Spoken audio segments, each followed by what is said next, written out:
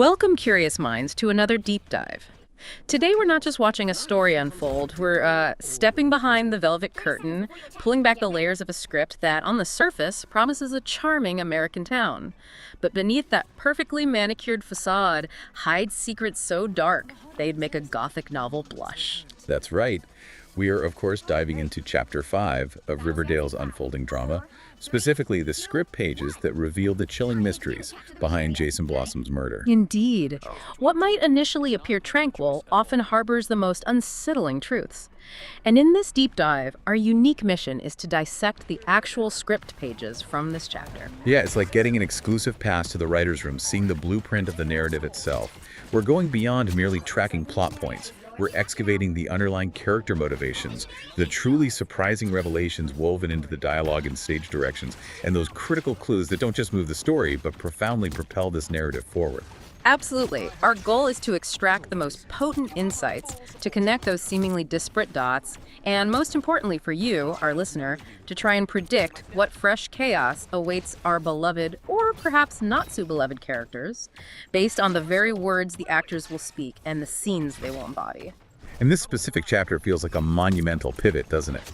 It's where many of our initial assumptions about these characters, and indeed about Riverdale itself, are not just challenged, but outright shattered. Yeah, those quiet undercurrents of secrets we've perhaps sensed simmering beneath the surface are now beginning to violently erupt, tearing through the facade of normalcy. It truly marks the point where the calm before the storm finally breaks, and the true nature of this town begins to reveal itself. And to truly grasp the undercurrents of this chapter, we have to journey to where the darkness truly festers, a place that practically screams secrets. Thornhill. Right.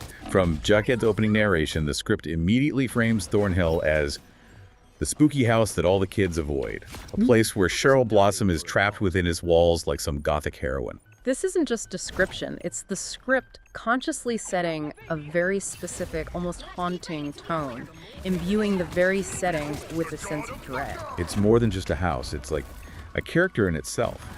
The script uses Jughead's voice to establish Thornhill as a place of isolation and ancient secrets. And the sense of oppression it conveys is amplified when you recall everything that has led up to this chapter. Mrs. Grundy's abrupt departure under a cloud of suspicion, the shocking revelations about Hiram Lodge's legal troubles, the mysterious presence of the Southside Serpents, and then, of course, the chilling defacement of the murder board at the Cooper house. Exactly. All these previous events have been escalating the pervasive sense of dread, making Thornhill feel like the epicenter of Riverdale's rot. And at the heart of this Gothic mansion, in a scene that really rips at you, is Cheryl Blossom. The script portrays her still reeling from Jason's death, still sleeping in his bed, clutching onto what remains of his presence. She's working diligently on a eulogy for JJ, a tender, almost childlike nickname that underscores her profound, almost obsessive attachment. Yet, even in her raw grief, her mother, Penelope, delivers a cruel, dismissive line. "Don't bother. You won't be speaking at his memorial. God knows what you'd say, something to humiliate us." Oof. Yeah, this particular dialogue choice by the writers immediately establishes the suffocating, controlling nature of the Blossom family, whose primary focus is maintaining a pristine, albeit utterly false public facade, even at the cost of their daughter's genuine grief. The contrast is stark, isn't it? The script deliberately positions Cheryl's palpable grief described as screaming and gasping against Penelope's chilling pragmatism. It's not about healing, it's about image.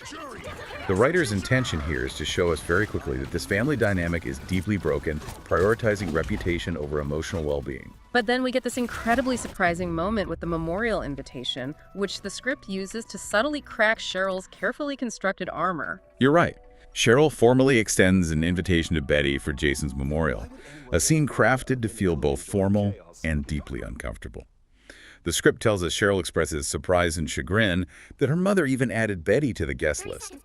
And in classic Barb Cheryl fashion, she can't resist warning Betty with a subtle smirk, perhaps, not to steal their silver candlesticks, even hinting they'll be searching bags.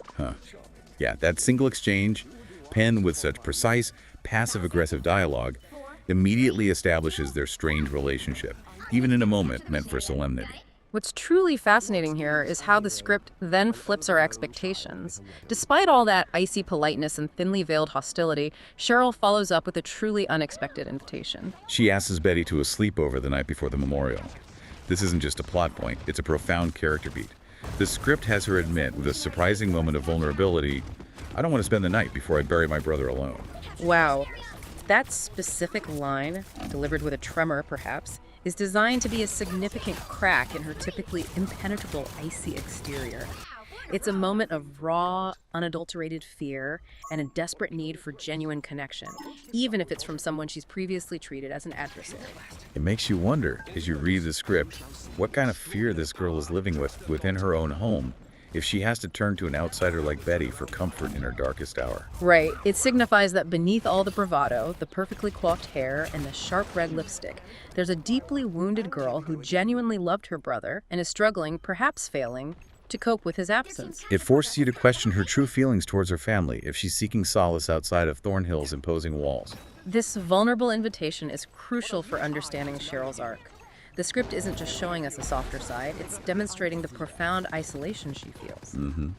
It hints that her family, far from being a source of comfort, might be a source of her profound loneliness. Then we move into the memorial service itself, and the script truly amplifies the tension there. And wow, what a scene that is. Penelope Blossom's opening statement is chillingly deliberate.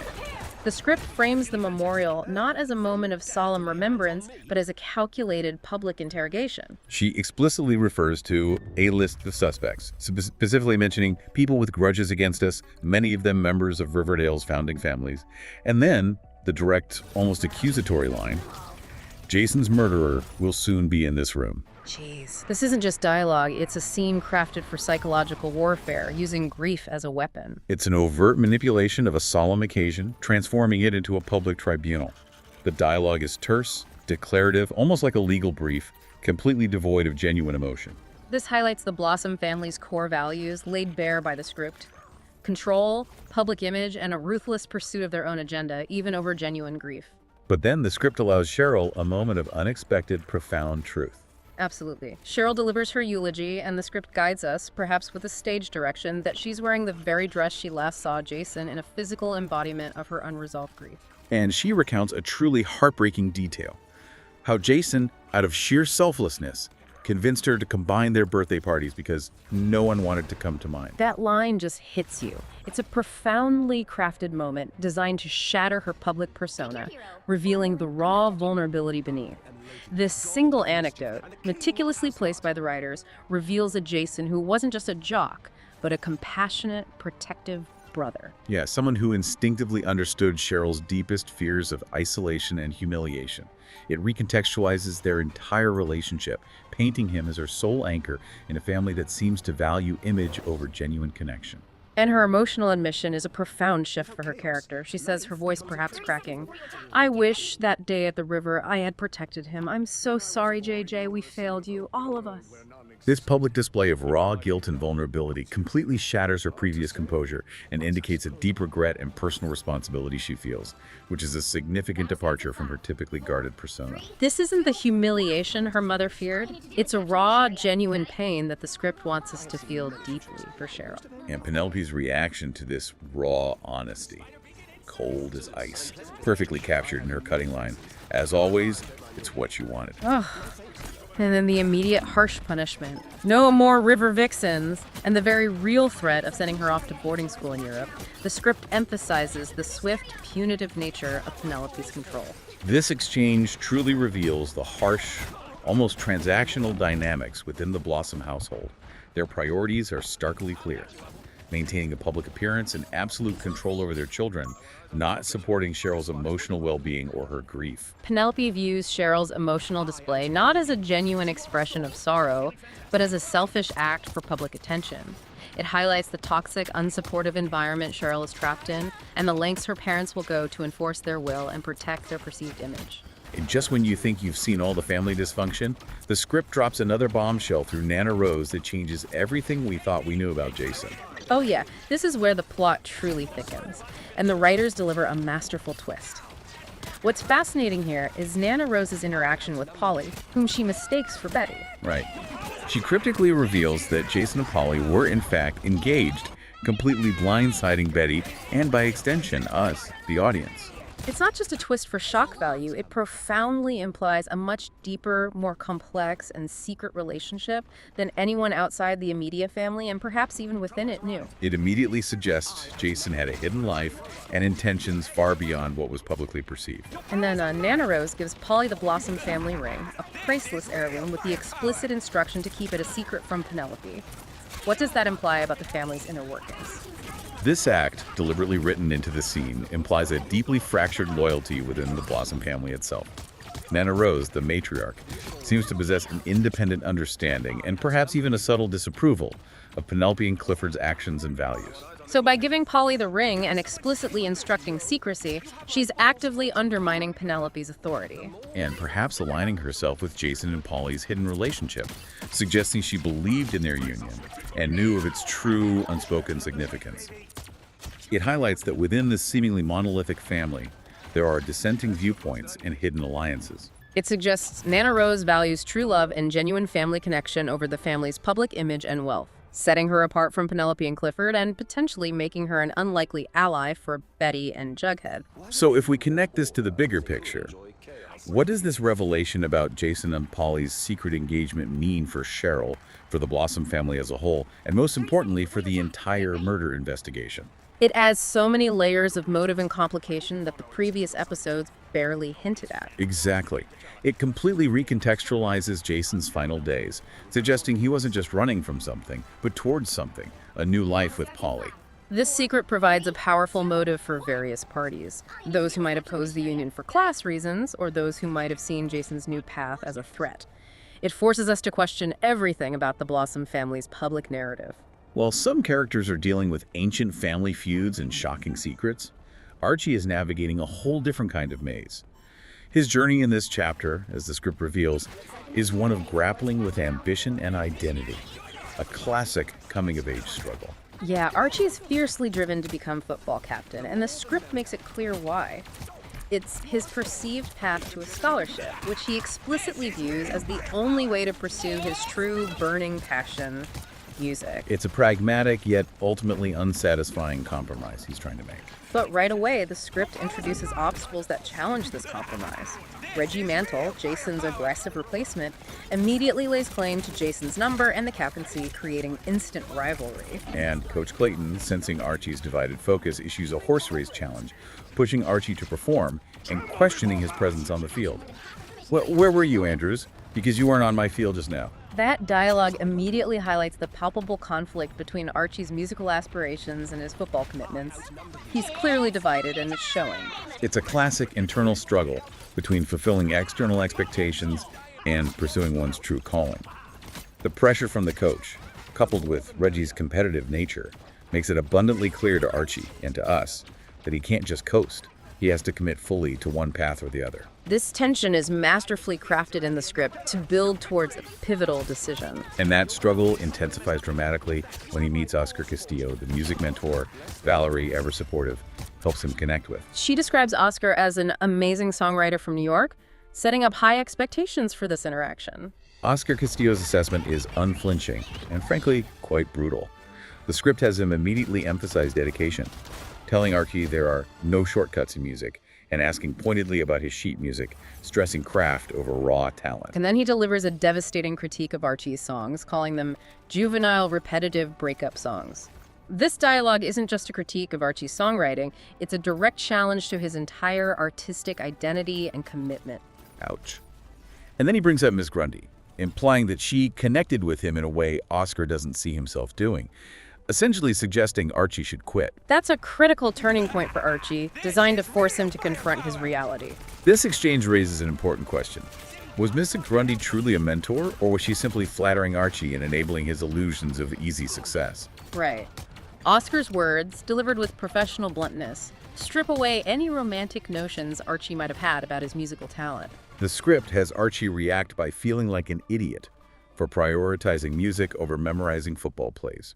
This is a powerful aha moment for our listener, illustrating the intense internal struggle of an aspiring artist confronted with harsh reality. It forces him to truly choose between his artistic passion, which demands full commitment, and external validation, like the football scholarship. It's about confronting the painful gap between aspiration and the demanding reality of mastery, a universal experience for anyone pursuing a difficult dream. You can almost feel the weight of that criticism on him, a truly painful wake-up call that the script ensures we share with Archie. And it all culminates in a pivotal decision regarding his hand, which Valerie astutely points out is his instrument. Indeed. The script places Archie in a physical dilemma. He's playing football with a busted hand, quite literally injuring the very thing that connects him to his musical passion. Valerie's observation that his hand is his instrument is a profound piece of wisdom delivered in a quiet moment, suggesting a deeper understanding of Archie's internal conflict. Her advice to stop punishing yourself while you're at it hits deep, implying his self-sabotage is directly tied to his internal struggle and the guilt he feels over his divided loyalties. Veronica, ever observant and quick-witted, also chimes in with a bit of levity, saying, "You jealous, Ronnie, please. I had my 7 minutes in heaven with Archie Andrews." But it subtly underscores her awareness of his true feelings and priorities. Yeah, showing that she sees beyond his tough exterior. Ultimately, the script builds to Archie making a monumental decision, a true turning point in his character arc.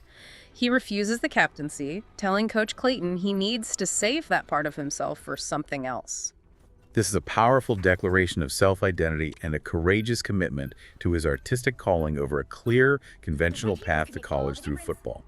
It's a bold step into the unknown, prioritizing his personal truth over societal expectations. What does this imply for his future in Riverdale? He's choosing the uncertain path of an artist over the defined, successful path of a football star, and the script suggests this will mean more struggle, but also more authenticity. While Archie's dealing with his musical path, Betty is on a whole other journey, digging deep into her family's hidden secrets, and her approach is far more proactive than we might expect. Betty's shift in this chapter is significant. Her date with Trev is explicitly stated in the script as an intelligence-gathering mission. Yeah, this immediately sets her apart from, say, her parents, who prefer to control information. It highlights her proactivity and determination to solve Jason's murder by getting information directly from his peers rather than relying on the adults around her. And Trev delivers critical information. He reveals that Jason had been acting weird and secretive for months, selling off his belongings for cash, and that Trev heard he was dealing drugs. Crucially, Trev states all of this started after Jason and Polly got together. This dialogue, delivered by a seemingly minor character, paints a new, much darker, and more complex picture of Jason. It fundamentally shifts him beyond the innocent victim narrative we might have held.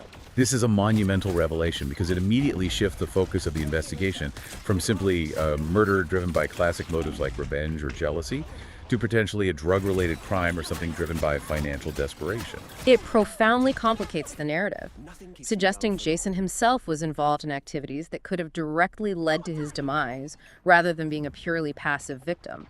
It forces Betty and us to reevaluate who Jason truly was. And then the Cooper family's buried truths start to surface, and it's absolutely devastating. Hal Cooper, Betty's father, reveals the shocking truth about Polly's attempted suicide after a fight with Jason, which led to her being sent away to a facility. The script uses this moment to completely reframe the entire Cooper family dynamic, exposing a hidden trauma. This is a heartbreaking and pivotal moment, written to utterly shatter the facade of the wholesome Cooper family. We learn that Polly's absence wasn't a simple punishment for something she did with Jason, but a desperate measure taken to save her life. It reveals a level of profound trauma and secrecy within the Cooper household that was previously only hinted at, and it immediately casts her parents, particularly Hal, in a far more complex, potentially sinister light. Hal then claims Polly had a big setback after hearing about Jason's death and outright refuses to let Betty contact her to avoid another one. This immediately raises burning questions about his control and whether he's truly telling the full truth about Polly's condition or if there's a deeper motivation for keeping her isolated. Absolutely. His insistence on controlling the narrative around Polly's condition and his absolute refusal to allow contact suggests he's either incredibly overprotective to an unhealthy degree or, more sinisterly, hiding something deeper. Maybe to maintain the family's pristine image or to protect himself from exposure? Right. Betty and Jughead's subsequent discussion about Jason potentially running away from his parents versus running from drug dealers, based on Trev's information, opens up the possibility of a darker criminal element to Jason's life, connecting seamlessly with Trev's revelation. And it all ties back to this incredibly uncomfortable, long-standing truth about the Blossom Cooper feud. The script has Hal angrily explain the historical animosity. His great-grandfather was murdered by a blossom over the lucrative maple syrup business. And Hal declares, with palpable fury, "They stole our livelihood, Betty, and I'd die before I let them steal my daughter, too." This exchange, delivered with such intensity, provides a deep-seated, generations-old motivation for Hal's actions and profound animosity towards the Blossoms. It elevates the family feud from mere rivalry into a blood vendetta, rooted in greed and murder. His statement, "I'd die before I let them steal my daughter, too," is loaded with implications. Suggesting a willingness to go to extreme lengths to protect Polly, even if those lengths are morally ambiguous or even illegal. This is a dramatic foreshadowing, setting up the potential for Hal to be deeply involved. Which leads directly to Betty and Jughead's crucial hypothesis, the moment where they connect these shocking dots. If her parents lied about Polly and Jason, what else are they lying about? And Jughead's direct, pointed question, how far would he go to protect her? Suddenly and chillingly implicates Hal in potentially stealing evidence from Sheriff Keller's house. This suspicion is amplified by the critical detail that Hal wasn't at the drive-in like everyone else. Exactly. This connection, brilliantly deduced by Betty and Jughead, is incredibly insightful. The stolen police files, background checks, and audio videotapes are critical pieces of evidence for the murder investigation. If Hal was indeed not at the drive-in, he would have had the perfect opportunity to seize those files. His deep-seated, generations-old hatred for the Blossoms and his stated desire to protect Polly provide a powerful dual motive. For him to not only cover up Polly's connection to Jason, but potentially even steal evidence that might implicate her, or indeed himself. The decision to talk to Polly now becomes the most pressing and dangerous mission for Betty and Jughead. It's the only way to get answers directly from the source, and the script builds immense anticipation for that confrontation. It's all starting to weave together into a much more complex and frankly disturbing web. And speaking of webs, Veronica is dealing with the immediate, tangible fallout of Hiram's shadow, which is casting a very long and dangerous one over Riverdale. Hermione Lodge's new reality is depicted as quite harsh. The script shows her struggling to find a job, facing rejection after rejection due to Hiram's ongoing trial for fraud and embezzlement. Fred Andrews' initial reluctance to hire her conveyed in his line that he can't very well have the wife of Hiram Lodge. Balancing My Books immediately highlights the pervasive public perception and deep-seated prejudice against her purely due to Hiram's crimes. It's a powerful illustration of guilt by association. It's a stark reminder that even in a seemingly quiet small town like Riverdale, reputation can precede you in a very damaging way. But then Fred, with a surprising show of compassion, reoffers Hermione the bookkeeping position with the specific caveat, no snakes. That phrase, "no snakes," is deeply significant. It implies a condition of trust and a demand for transparency, a clear departure from the deceptive and illicit world Hiram Lodge inhabits. Fred is offering a lifeline, showing his inherent good nature, but he's also drawing a clear line in the sand, subtly suggesting he wants no part of Hiram's criminal dealings. It firmly establishes Fred's moral compass and his reluctance to be drawn into the Lodge family's murky affairs. And this leads us directly to the terrifying discovery that Fred makes. A literal snake at the Andrews house. Whoa. Yeah, Hermione's reaction to this, her calm but chilling explanation, "It was a message for me from the serpents," confirming Hiram owes them money, is a massive, shocking reveal. It's a moment designed to inject a completely new, dangerous element into the Lodge family's narrative. What's truly fascinating here is Hermione's almost detached demeanor when she reveals this. The script implies her composure suggests a grim familiarity with this dangerous underworld. Perhaps indicating that this isn't the first time she's received such a message or been aware of Hiram's illicit debts. Exactly. It firmly establishes a dangerous criminal connection for the Lodge family, far beyond white-collar fraud, linking them directly to a violent gang. It elevates the stakes considerably for the entire Lodge family, and by extension, for Fred. And Fred's immediate concern about how much money and Hermione's firm refusal to tell him that's between Hiram and the serpents signals a truly significant and dangerous secret that she is desperate to keep Fred completely out of. Her secrecy here is telling. It suggests the debt is either astronomical, tied to something so illicit that exposing Fred to it would put him in direct peril, or perhaps it's a web of connections she herself is tangled in. It reinforces the idea that Hermione is playing a very dangerous game, trying to navigate her husband's criminal connections and maintain his power, all while attempting to build a new, legitimate life for herself and Veronica. The script is clearly setting up a collision course between Fred's honest world and the Lodge's criminal underworld. The Blossom Lodge tension, which has always simmered, really escalates at that Thornhill dinner, a scene dripping with barely contained hostility. Oh yeah. Penelope and Clifford Blossom overtly express their disdain for Hermione. Penelope's accusation that Hermione came to gloat and her insinuations about Hiram's corrupting influence create a palpable, deeply uncomfortable tension at the table. This dinner scene is written to be a masterclass in passive-aggressive conflict.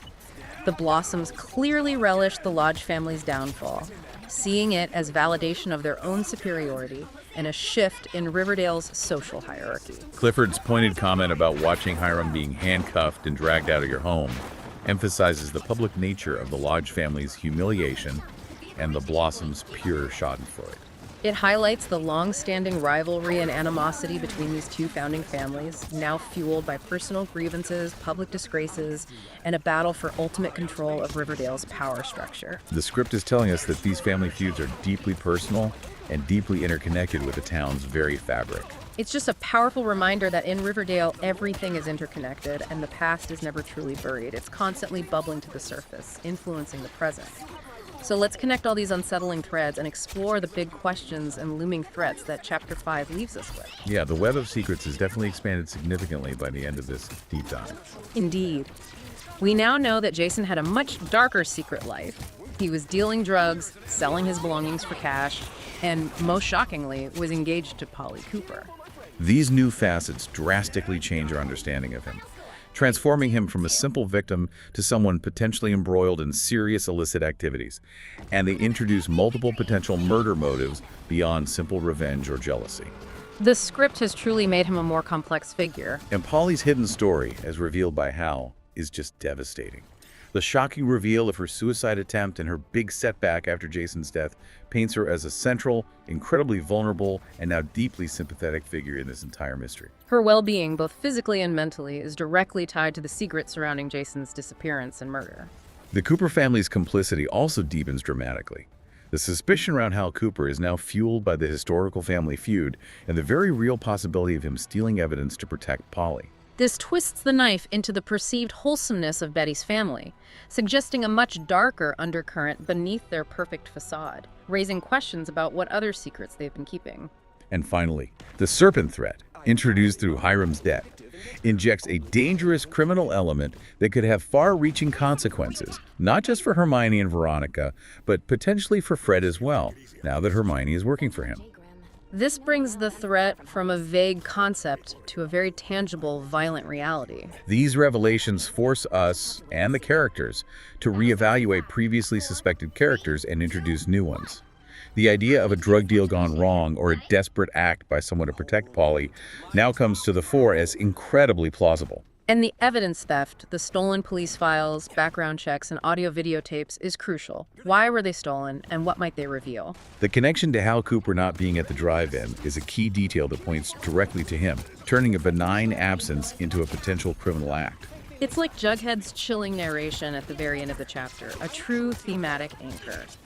He talks about Thornhill casting a long shadow and how something poisonous always finds its way to town, whether it's murder or love or secrets or lies. It really encapsulates the pervasive corruption and interconnectedness of Riverdale's problems. It's not just about one murder, it's about the rotten core of the town itself, a foundation built on dark secrets. Precisely. It's a town built on maple syrup and family blood feuds, and this chapter, through the revelations in its script, shows how those foundations are not just cracking, but actively crumbling, revealing ugly truths beneath. So with all these new revelations laid bare in Chapter 5 of the script, let's talk predictions. Yeah. What comes next for our characters in Riverdale based on everything we've just unpacked? The most immediate and pressing mission for Betty and Jughead, as the script concludes, is their decision to talk to Polly. What will they discover when they finally reach her, wherever she's being hidden? Will she be able to provide concrete answers about Jason's final days, his drug dealings, the true reason for his mysterious disappearance, and the fight that led to her tragic suicide attempt? And perhaps more dramatically, how will her parents, particularly Hal, react to this direct confrontation with the secrets they've worked so hard to bury.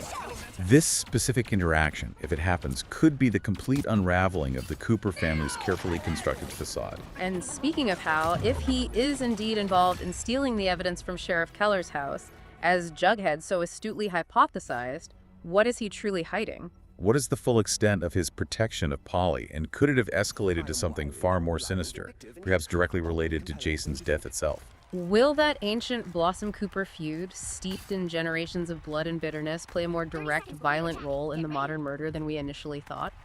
The script seems to be hinting that the past is far from over in Riverdale. For Archie, his decision to prioritize music, rejecting the football captaincy, is monumental.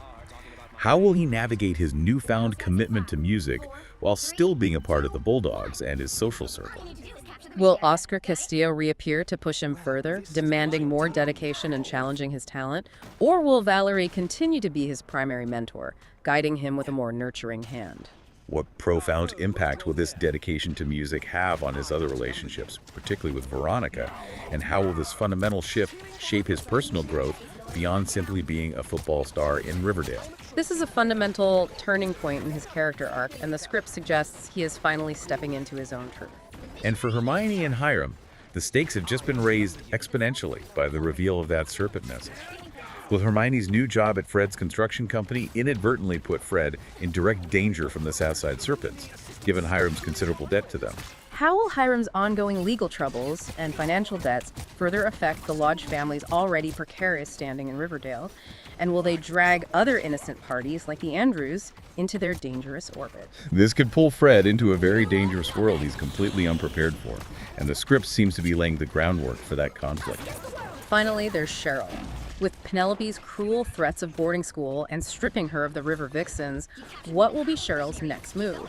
And how will this script show her reacting to this profound isolation? Will she retreat further into herself, becoming even more isolated and bitter? Or will she lash out in unexpected ways against her parents, perhaps even seeking revenge for Jason's death on her own terms, given her deep, complicated love for him? Will the vulnerability she bravely showed at the memorial, a moment the script designed to break her facade, lead to any genuine alliances, perhaps even with Betty, as they both uncover the dark secrets of Riverdale? And the ultimate, chilling question that this script leaves us with: how do the drug dealing, the secret engagement, the generations-old family feuds, and the stolen evidence all coalesce into a clearer picture of Jason's murder? Which of these explosive, newly revealed elements will prove to be the most critical piece of the puzzle, the one that finally breaks the case wide open and reveals the true killer? With a town built on maple syrup and family blood feuds, and a seemingly innocent couple hiding a secret engagement, drug dealings, and suicide attempts, who in Riverdale truly had something profound to gain or lose from Jason Blossom's death? That's the chilling question, isn't it? As you reflect on this deep dive into Chapter 5 of the Riverdale script, consider the intricate layers of deception and the profound impact of family secrets on the seemingly wholesome town of Riverdale.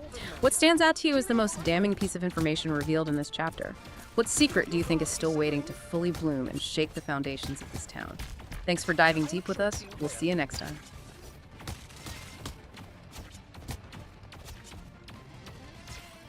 I have many faces.